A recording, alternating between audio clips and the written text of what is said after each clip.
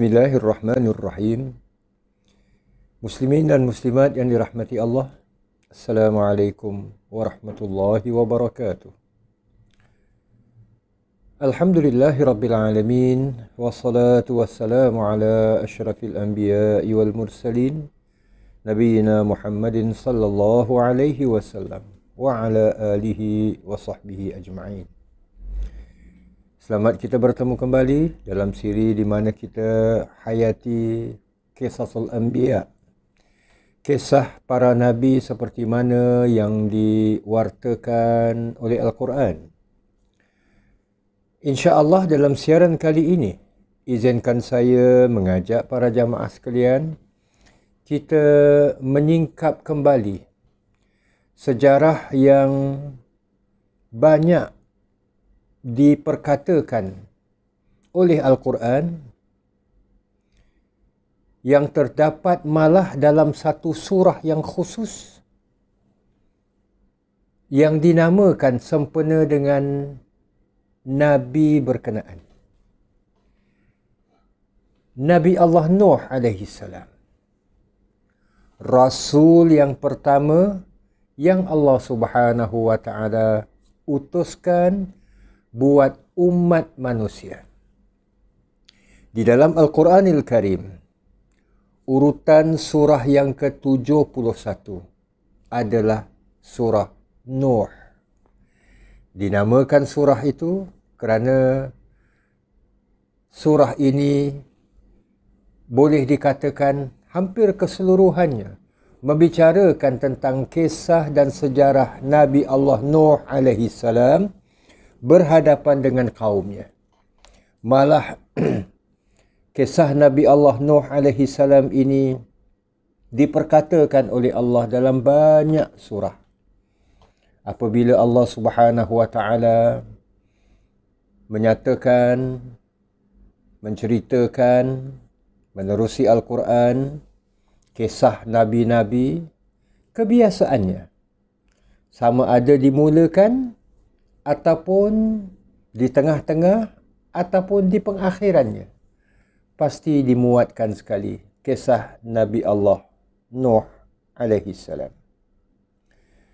Jamaah yang dirahmati Allah, Rasul yang pertama yang Allah utuskan buat umat manusia, anak cucu keturunan Nabi Allah Adam alaihi salam ini, berlangsung bukan satu peringkat masa yang singkat. Seperti mana yang dikhabarkan sendiri oleh Al-Quran dalam surah Al-Ankabut ayat 14. Allah Subhanahu wa ta'ala berfirman, A'udzu billahi minasyaitonir rajim. وَلَقَدْ أَرْسَلْنَا نُوحًا إِلَىٰ قَوْمِهِ. Dan sesungguhnya kami telah mengutus Nabi Nuh kepada kaumnya. Kaum Nabi Allah Nuh disebut kaum Nuh. Kalau kaum Nabi Allah Hud, Allah Subhanahu wa ta'ala menamakannya sebagai kaum Ad. Kaum Samud adalah kaum Nabi Saleh. Itu nanti insya-Allah akan sama-sama kita hayatinya kemudian. Kaum Nabi Allah Nuh ini tak dinamakan kecuali dengan nama kaum Nuh. Jadi dalam ayat 14 surah Al-Ankabut ini Allah berfirman, dan sesungguhnya kami, yakni Allah, mengutuskan Nuhan ila qaumihi, Nabi Allah Nuh kepada kaumnya, falabisa fihim alfa sanatin illa khamsina ama. Maka tinggallah ia bersama dengan kaumnya alfa sanatin, 1000 tahun, illa khamsina ama, kecuali 50. Maknanya, kalau 1000 tahun tolak 50, 950 tahun. Satu jangka masa yang Panjang jamaah yang dirahmati Allah. Umur Nabi Allah Nuh yang Allah utuskan kepada kaumnya. فَأَخَذَهُمُ الطُّوفَانُ وَهُمْ ظَالِمُونَ. Akhirnya mereka dibinasakan oleh taufan sedang mereka berkeadaan zalim, yakni kufur derhaka. InsyaAllah akan kita hayati. Termasuk mereka yang kufur derhaka ini anak Nabi Allah Nuh alaihi salam. Jadi jamaah dirahmati Allah. Ayat 14 surah Al-Ankabut ini Allah Subhanahu wa taala menjelaskan yang Nabi Allah Nuh alaihi salam diutuskan oleh Allah selama 950 tahun berdakwah kepada kaumnya. Jamaah yang dirahmati Allah. Maha suci Allah. Tuhan yang bersifat pengasih. Allah, Tuhan yang kita sembah yang bersifat penyayang. Allah Subhanahu wa taala tidak mau manusia terus-terusan menyimpang. Menyimpang dari landasan hidup yang benar. Terutamanya dalam pengabdian diri mereka kepada Allah yang sepatutnya. Mereka menyembah dengan sembahan-sembahan yang lain yang kadang-kadang bila difikirkan tak logik. Benda mereka buat, kemudian mereka sembah. Dan inilah yang dilakukan oleh kaum Nabi Allah Nuh. Apabila mereka ini terus-terusan dari zaman ke zaman, generasi ke generasi, mereka menyembah patung-patung berhala yang mereka buat dan yang mereka namakan, maka untuk menyelamatkan mereka, Allah Subhanahu wa taala, Tuhan yang bersifat pengasih dan penyayang ini mengutuskan Nabi Allah Nuh alaihi salam. Tujuannya adalah untuk mengingatkan mereka. Mungkin mereka alpa. Mereka mewarisi daripada datuk nenek moyang mereka sebelumnya. Ataupun mereka tak tahu. Maka Nabi Allah diutuskan oleh Allah untuk memberitahu kepada mereka yang buat apa yang kamu buat ini sebenarnya salah dan sebagainya. Jadi jamaah yang dirahmati Allah. Di sini sebagaimana yang dah disebutkan dan kita pun dah sama-sama sedia maklum, Allah mengutuskan Nabi Allah Nuh kepada kaumnya dan Nabi Nuh merupakan Rasul yang pertama, bermakna kaumnya telah menyembah patung-patung berhala. Jadi, manusia pada ketika itu dan sebelumnya malah telah pun menyembah patung-patung berhala. Kita tukil firman Allah Subhanahu wa taala ayat 23 surah Nuh. Ayat 23 surah Nuh. Berhala-berhala yang disembah oleh kaumnya. Allah berfirman, وَقَالُوا, dan mereka berkata, yang dimaksudkan mereka di sini adalah ketua-ketua kaum, pemimpin-pemimpin kaum. Mereka berkata kepada orang ramai, La tadharunna ilahatakum, jangan kamu tinggalkan Tuhan-Tuhan kamu. Maknanya kamu jangan terpengaruh dengan dakwah yang diserukan oleh Nabi Nuh, lalu kamu tinggalkan Tuhan-Tuhan kamu. So jangan jangan. Sama ada ia berupa ugutan kepada orang kebanyakan, ugutan yang dibuat oleh pemimpin-pemimpin mereka, ketua-ketua mereka, ataupun ia sebenarnya satu usaha mempengaruhi orang ramai, kaumnya, Ya, itu ketua-ketuanya. Ini bermakna, jamaah yang dirahmati Allah, secara tidak langsung, kita dapati. Seperti mana dalam sejarah Nabi kesayangan kita, Nabi Muhammad SAW. Baginda di peringkat awal pun berhadapan dengan pemimpin-pemimpin kaum. Jadi ini seakan-akan sunnah dakwah. Nabi Allah Nuh alaihissalam pun berhadapan dengan penentangan dari pemimpin-pemimpin kaum. Nabi Nuh mengajak kepada jalan Allah. Pemimpin-pemimpin kaum pula mengajak kepada terus-terusan penyembahan patung-patung berhala. Itu yang mereka katakan. Jangan kamu tinggalkan Tuhan-Tuhan kamu. وَلَا تَذَرُنَّ وَدًّا وَلَا سُوَاعًا وَلَا يَغُوثَ وَيَعُوقَ وَنَسْرًا. Ini nama-nama berhala-berhala yang disembah. وَلَا تَذَرُنَّ وَدًّا. Jangan kamu menyembah, jangan kamu tinggalkan sembahan kepada Wadda. Ini satu. Wala suwa'an. Ini yang kedua. Wala yaghusa. Yaghus. Yang ketiga. Wa ya'uqa. Ya'uq. 4. Wa nasra. Nasr. 5. 5 macam Tuhan yang disembah. Waddan. Suwa'an. Yaghusa.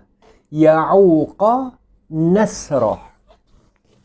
Jemaah boleh rujuk ayat 23 surah Nuh. Ini nama-nama berhala-berhala yang disembah oleh kaumnya. Jadi jemaah yang dirahmati Allah, terlalu banyak Kalau selain daripada menyembah Allah, mereka sembah satu berhala, menasabah juga. Tapi ni macam-macam berhala. Kenapa jamaah dirahmati Allah?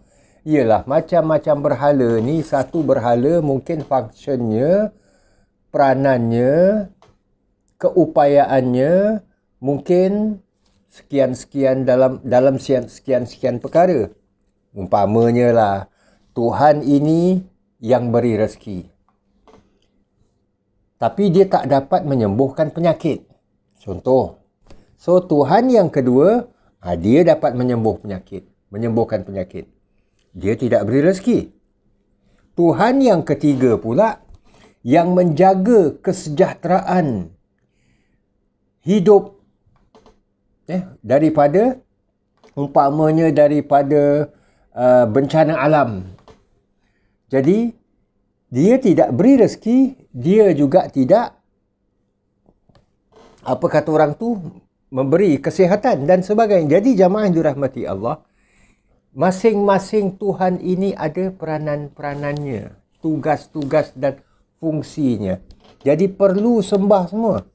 Kalau sembah satu aja, dia yang beri rezeki. Habis kalau kita sakit, macam mana? Siapa nak sembuhkan? Itu dalam pemikiran mereka. Kaum Nabi Allah Nuh alaihi salam. Di sisi agama kita Islam, kita menolak ni semua. Allah Tuhan kita. Allah Al-Ahadus Samad. Dialah yang esa, dialah yang tunggal, dialah Tuhan satu-satunya. Dia yang memberi rezeki. Dia yang, bak kata Nabi Allah Ibrahim, apabila aku sakit, dia yang menyembuhkan aku. Dia yang memberikan kesejahteraan dalam hidup aku. Dialah yang menjaga kestabilan dan kencaman hidup ini dan sebagainya.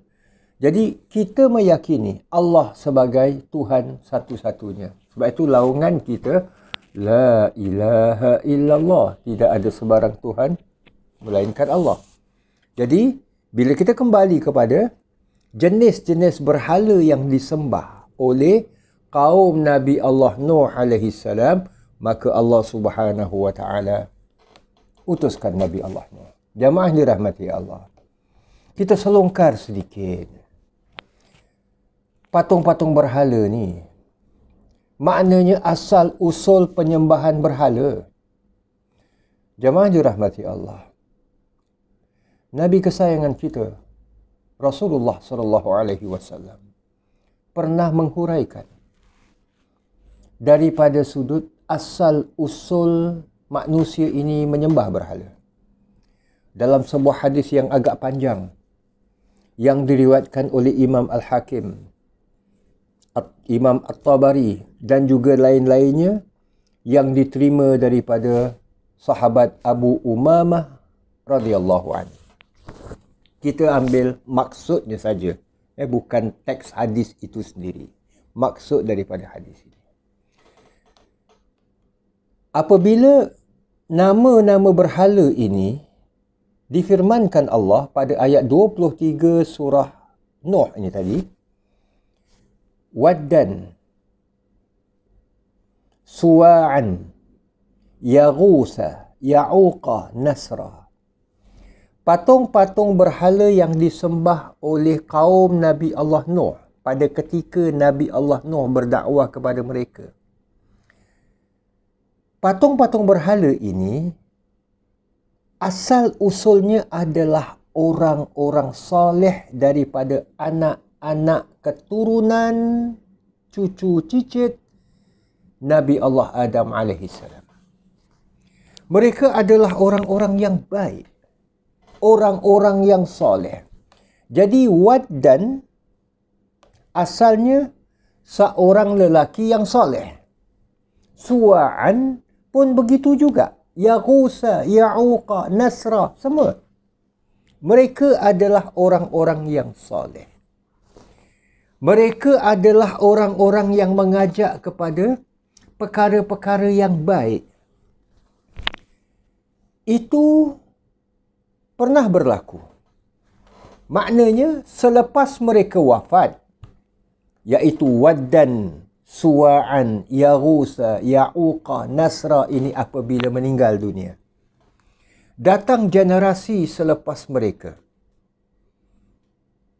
yang membesar-besarkan, yang mengagung-agungkan, bahkan dah melampau mendewa-dewakan.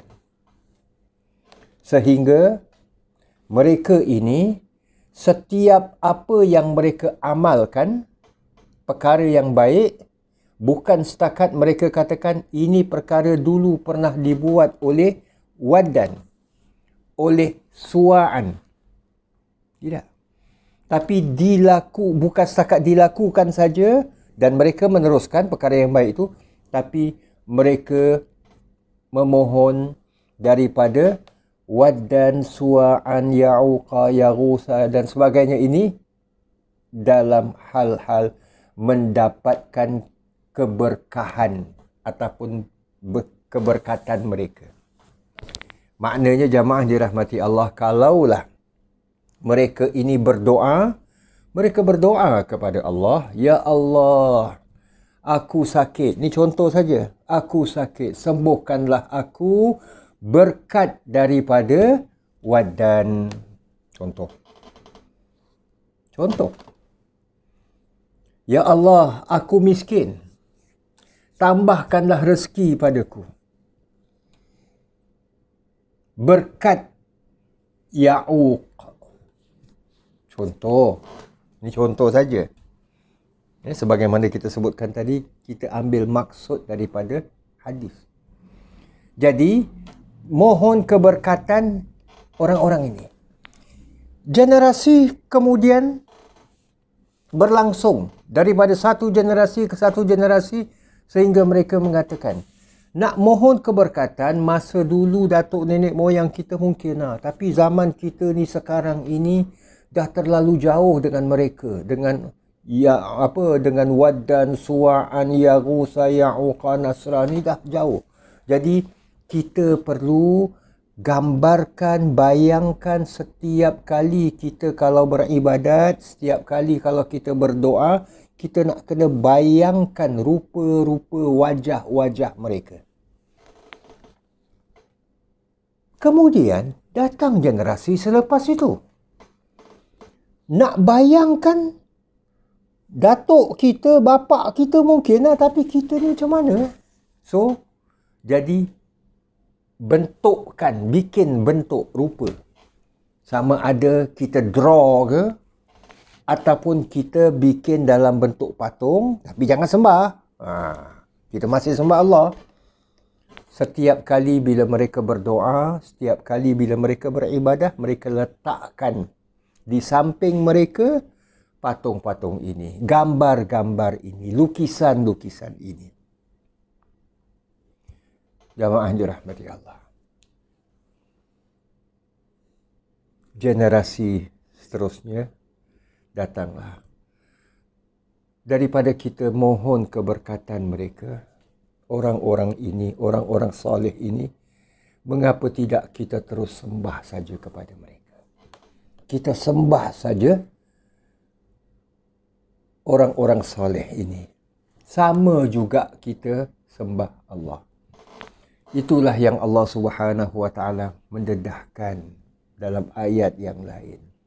Termasuk orang-orang musyrikin Quraisy yang Nabi SAW berhadapan dengan mereka, alasan yang mereka berikan bahawa ma'abadnahum, kami tidak menyembah mereka, iaitu patung-patung berhala ini, illa kecuali liyuqarribuna ilallahi zulfa, cuma mendekatkan diri kami ini kepada Allah. Kami masih still sembah Allah, masih tetap sembah Allah, tapi nak kena juga sembah Tuhan-Tuhan ini, patung-patung ini, sebab dapat mendekatkan kami kepada Allah. Jadi kalau kami minta dengan berkat mereka ni, doa kami terkabul. Kalau kami sakit, kami boleh sembuh. Jadi jamaah dirahmati Allah, inilah asal usul punca manusia menyembah patung-patung berhala. Kita tak dapat nafikan jamaah. Maha pengasih dan penyayangnya Allah. Memang ada orang yang mempunyai kelebihan-kelebihan tertentu yang Allah berikan. Ya. Dia ada karamah dan sebagainya. Ya. Tapi itu bukan alasan untuk kita ini menjadikan orang-orang ini kita pujanya setaraf dengan memuja Nabi. Setaraf malah akhirnya kita memuja dia sebagaimana kita puja Allah. Jadi jamaah dirahmati Allah, ini asal usul syirik yang dilakukan oleh umat manusia yang di zaman Nabi Allah Nuh alaihi salam, Nabi Allah Nuh menyeru mereka, berdakwah kepada mereka, dan dakwah Nabi Nuh ini bukan satu jangka masa yang singkat. 950 tahun. Jadi jamaah yang dirahmati Allah, kita sentuh sedikit. InsyaAllah mana yang tak sempat, kita akan sambung dalam siaran akan datang. Dakwah Nabi Nuh yang ingin kita juruskan seterusnya adalah dakwah Nabi Allah Nuh alaihi salam selama 950 tahun. Sebelum Allah perintahkan Nabi Allah Nuh untuk bikin bahtera, kapal besar, dan bawalah orang-orang beriman serta haiwan-haiwan ini, kemudian Allah turunkan bala kepada kaumnya. Sebelum itu, kita ingin melihat, kita ingin hayati bagaimana usaha dakwah yang dibuat oleh Nabi Allah Nuh alaihi salam. Pertama sekali jamaah, Nabi Nuh alaihi salam mengajak mereka, kaumnya ini, supaya memohon pengampunan Allah. Ya, kamu mungkin tersilap. Kamu dah buat salah. Hatta kamu menyembah sesuatu yang tak sepatutnya kamu sembah. Patung berhala yang kamu buat, kamu sembah. Baik. Kalau dah tersalah, tersilap, perbetulkanlah. Takkan terus-terusan berbuat salah. Jadi untuk itu, bila dah sedar, mohonlah pengampunan daripada Allah. Jadi jamaah dirahmati Allah, yuk kita tinjau ayat 3 dan ayat 4 dari surah Nuh. InsyaAllah dalam penghayatan kita seterusnya pun kita akan hayati dan banyak kita akan tukil daripada ayat-ayat dari surah Nuh ini sendiri. Surah yang ke-71 mengikut urutan. Allah berfirman, dakwah Nabi Allah Nuh ini, ani'budullaha wattaquhu wa ati'un. Iaitu aku menyeru untuk sembahlah Allah. Ini paling dasar sekali. Sebab kamu menyembah Allah, selain daripada itu kamu menyembah patung berhala kan? Maka sembahlah Allah satu-satunya. Wattaquhu, dan bertakwalah kamu kepadanya. Wa ati'un, dan taatlah kamu kepadaku. Maknanya taat kepadaku bukan aku nak jadi pemimpin seperti mana kamu juga punya pemimpin. Tidak. Nabi Nuh maksudkan wa ati'un, taatlah kamu kepadaku, maknanya patuhlah kamu dengan ajaranku. Ikut dakwahku, apa yang aku serukan. Jadi inilah jamaah dirahmati Allah. Ayat 3. Yaghfir lakum min dhunubikum. Tujuannya supaya Tuhan kamu ini, iaitu Allah, mengampunkan kamu. Mengampunkan kamu daripada dosa-dosa kamu. Wa yuakhirkum ila ajalim musamma. Dan memberi kamu hidup dengan apa? Dengan tidak terkena azab. Maknanya Allah menundakan azab ke atas kamu, maka penundaan ini, tempoh ini, manfaatkanlah untuk kamu mohon pengampunan daripada kesalahan. Ini sebenarnya peluang yang diberikan oleh Allah Subhanahu wa taala. Inna ajalallahi idza jaa la yuakhkhar. Sesungguhnya ajal, iaitu sesuatu yang Allah tetapkan, sama ada ajal itu berupa umur kamu habis, kamu mati, ataupun ia merupakan satu tempoh di mana Allah Subhanahu wa taala tetapkan. Sampai tempoh ini akan Allah hukum kamu, datangkan azab kepada kamu. Dia itu semuanya la yuakhkhar, tidak akan tertangguh lagi, tertunda lagi. Maknanya tak akan ditangguh lagi. Kalau dah tiba tu, tibalah. Kau dah mati. Tiba saat kamu mati. Boleh minta tangguh ke? Boleh minta, tak apalah besok je lah. Aku belum nak mati hari ni. Tak boleh. Lau kuntum ta'alamun. Jika sekiranya kamu mengetahui. Jadi jamaah dirahmati Allah. Kita perhatikan. Ini langkah pertama yang Nabi Allah Nuh alaihissalam sampaikan, ajak dan seru kaumnya supaya, iaitu mohonlah pengampunan daripada Allah. Apa jua kesilapan yang telah lalu, ia ibarat satu buku baru yang dibuka. Yang lepas ia lepas. Jadi ini jamaah dirahmati Allah, satu pengajaran yang besar kepada kita. Memang mungkin kita tersilap dan tersalah, pernah lakukan dosa di masa yang lalu. Tapi Maha Suci dan Maha Pengasihnya Allah Subhanahu wa taala, Maha Pemurahnya Allah, Allah akan mengampunkan dosa-dosa setiap orang yang bertaubat kepada Allah Subhanahu wa taala. Jadi Nabi Nuh mengajak supaya kaumnya ini bertaubat, mohon pengampunan daripada Allah Subhanahu wa taala. So ini yang pertama.